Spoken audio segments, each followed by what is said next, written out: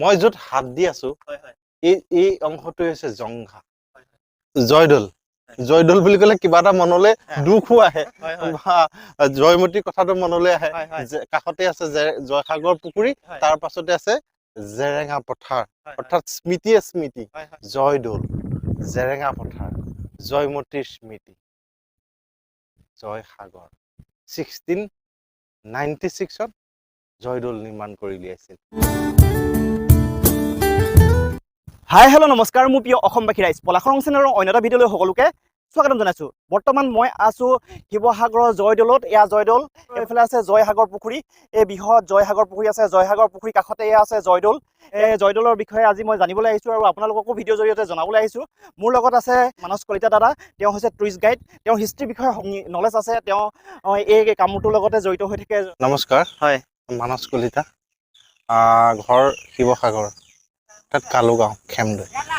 এতিয়া আমি জয়দৌলত উপস্থিত আছো আৰু জয়দৌল বুলি ক'লে কিবা এটা মনলৈ দুখো আহে বা জয়মতীৰ কথাটো মনলৈ আহে কাষতে আছে জয়সাগৰ পুখুৰী তাৰ পাছতে আছে জেৰেঙা পথাৰ অৰ্থাৎ স্মৃতিয়ে স্মৃতি আৰু বহুতে যদি জয়সাগৰ কলেজখনত পঢ়ি গৈছে তাৰো বহুত স্মৃতি আছে স্মৃতি অৰ্থাৎ জয়সাগৰ জয়দৌল বুলি কোৱাৰ লগে লগে আমি সেইজন ৰজালৈ মনত পেলাই দিব লাগিব যিজন স্বৰ্গদেৱে জয়দৌলটো নিৰ্মাণ কৰাইছিল জয়মতীৰ স্মৃতিত আৰু আহোম স্বৰ্গদেউসকলৰ ভিতৰত সৰ্বশ্ৰেষ্ঠ যিজন ৰজা আছিল আৰু সেইজনৰ নামে হৈছে ৰুদ্ৰসিংহ।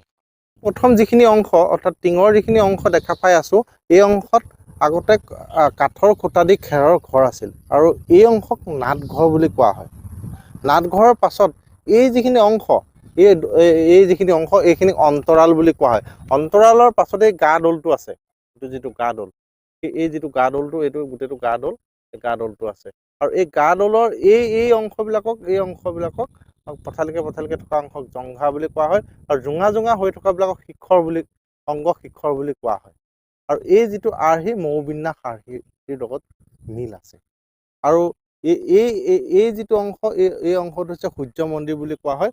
মানস দা, মানে এইটো আপুনি টুৰিষ্ট গাইড নেকি? মানে এই ক্ষেত্ৰটোৰ লগত কেনেধৰণে জড়িত হৈ আছে আপুনি? মই ইয়াৰ লগত প্ৰায় আজি 8 বছৰৰ ওপৰত এই ক্ষেত্ৰত মই কাম কৰি আছো আৰু অনাগত সময়খিনিও ইয়াৰ লগতে জড়িত হৈ থাকিম। মই য'ত হাত দি আছো এই অংশটো হৈছে জংঘা আৰু এই জংঘাৰ এই যিবিলাক অংশ আছে, এই যিবিলাক শ্লাইড আছে, এই তলৰ যিখিনি শ্লাইড, এই শ্লাইডখিনি সেই সময়ত চিকাৰ কৰা কাহিনীবিলাক জড়িত আছে। চিকাৰ কৰা, কেনেকে চিকাৰ কৰিছিল, ঘোঁৰা হাতীত উঠি কেনেকে তেওঁলোক ইডোখৰ পৰা সিডোখৰলৈ মুভ কৰিছিল, সেই ধুনীয়াকে কথা বা সেইবিলাক খোদিত কৰা আছে আৰু ইয়াৰ ওপৰৰ এই অংশ হৈছে দেৱকোষ্ঠ আৰু এই দেৱকোষ্ঠবিলাকত বিভিন্ন দেৱ দেৱতাৰ মূৰ্তি খোদিত হৈ আছে আৰু এই খুঁটাটো চাওকচোন, এই খুঁটাৰ যিটো ডিজাইন খাপ খাপকৈ ওপৰত যিটো মেলাহি হৈ আছে, এই যিখিনি অংশ, এই ওপৰৰ যিখিনি শ্লাইড, এই শ্লাইডৰ ওপৰৰ যিখিনি অংশ আছে, সেই ওপৰৰ যিখিনি অংশ সেইখিনি এই লগত এইফালে দেখাইছো, এইখিনি যিখিনি দেখিছে গছৰ যিখিনি পাত্তা হৈ আছে, এই গছৰ পাতখিনি যেন একদম সজীৱ হৈ আছে, সেই কথাখিনি আহি পৰে। এই শ্লাইডখন চাওক, এই শ্লাইডখনত হাতীৰ যুঁজ লগাই থকা এটা মানে শ্লাইড তেওঁলোকে ইয়াত খোদিত কৰিছে। দুটা হাতী যুঁজ লাগোতে সুৰৰ যিখিনি পাক, প্ৰথম যিটো হাতীৰ যিটো সুৰ, এই সুৰটোৰ এইটো পাক আৰু এইটো সুৰটোৰ এইটো পাক আৰু এই যিখিনি অংশ এনেকৈ তেওঁলোকে বস্তুটো খোদিত কৰি শ্লাইডখন ৰাখি থৈছে। আৰু ইয়াৰ উপৰিও মৎস্য জয়দৌললৈ আহিলে এই যিখিনি কুৰ্ম অৱতাৰ, বিষ্ণু ভগৱানৰ অৱতাৰখিনি দেখা পোৱা যায়। তাৰ উপৰিও আপোনালোকে জয়দৌললৈ আহিলে এখন শ্লাইড, মানে আপোনালোকে নোচোৱাকৈ নাযাব, সেই শ্লাইডখনেই হৈছে কেইবাখনো আছে, তাৰ ভিতৰত এইখন হৈছে এখন অন্যতম।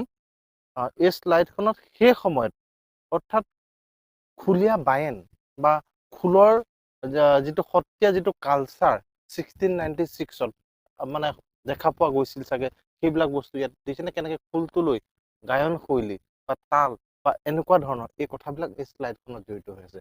তাৰ উপৰিও এই যিখিনি অংশ আছে, এই যিখিনি অংশ, এই অংশখিনিৰ লগত এই যিখিনি অংশ ৰুদ্ৰসিংহৰ লগত মানে বহুতে ৰুদ্ৰসিংহ বুলি ক'ব খোজে। মৌখিক ধুনীয়া বতাহ। আৰু জয়দৌললৈ আহিলে এই ইয়াতে আছে আপোনাৰ সূৰ্য মন্দিৰ, গণেশ মন্দিৰ আৰু ভোগঘৰ। আমি সকলোৱে জানো মাটিমাহ, হাঁহ কণী, বৰালি মাছ এই বস্তুবিলাক দি যে বনাইছে, আমি কিন্তু এটা কথা ক'ব বিচাৰিছো যে আমি ভাবিছো মাটিমাহ, গুড়, মেথি এইবিলাক সানি পেলাই বনাই আছে বুলি ভাবিছো এই ৱালবিলাক। একচুৱেলি মাটিমাহ, গুড়, মেথি, বেল সেইবিলাক গেলাই লৈ তাৰ পৰা যিটো লেয়াৰ পানী ওলায় সেইবিলাকৰ লগত চুৰকি মিহল কৰিহে এই কনষ্ট্ৰাকশ্যনটো তেওঁলোকে গাঁঠিছিল। আৰু গোন্ধাই আছে দেখিছানে? তাৰমানে কেমিকেল দি ধুই গৈছে, হয়নে? কেমিকেল দি অৰ্থাৎ ইয়াত ধুবৰ কাৰণে যিটো শেলাই গুচাবৰ কাৰণে কেমিকেল দিহে শেলাইটো গুচায়, ডাইৰেক্ট ব্ৰাছ মাৰি বস্তুটো নগুচায়। আমি এইফাললৈ আহিছো। পুখুৰী বুলি কোৱাৰ লগে লগে ৪৭ দিনত পুখুৰীটোক খনাই সম্পূৰ্ণ কৰিছিল। আৰু পুখুৰী আহোম স্বৰ্গদেউসকলৰ দিনত যিবিলাক পুখুৰী খনোৱা হৈছিল, পুখুৰীৰ খনন যিটো প্ৰক্ৰিয়া বা ইয়াৰ যিটো প্লেনিং, মহেঞ্জোদাৰো ৱাটাৰ ৰিজাৰ্ভাৰৰ লগত যে মিল আছে বুলি গম পোৱা গৈছে, কিয়নো ই এটা ৱাটাৰ ৰিজাৰ্ভাৰ হয় আৰু সদায় পুখুৰীৰ পানী ওপৰত থাকে, ৰেচিডেঞ্চ এৰিয়া সদায় ডাউনত থাকে। অৰ্থাৎ এই যিখিনি আমি চাৰিওফালে যিখিনি পানী দেখা পাই আছো, এইখিনি সিটো চাইডে শুকান আৰু সিটো চাইডেও শুকান, সিটো চাইডেও শুকান, এইটো চাইডেও শুকান। যদি ইয়াত হোল কৰি দিয়া যায়, পানীখিনি অট'মেটিক ডিষ্ট্ৰিবিউট হৈ গুচি যাব চাইডলৈ, কাৰণ সেইকাৰণে ইয়াক ৱাটাৰ ৰিজাৰ্ভাৰ।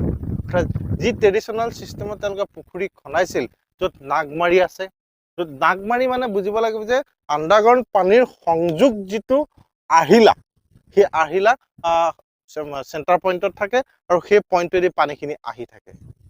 জয়দৌল, জেৰেঙা পথাৰ, জয়মতীৰ স্মৃতি, জয়সাগৰ।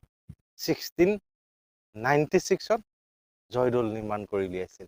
জয়দৌলৰ লগতে আৰু দেৱীদৌল আছে, আৰু সিপিনে আছে ঘনশ্যাম যিটো খনিকৰ যিটো ঘৰ,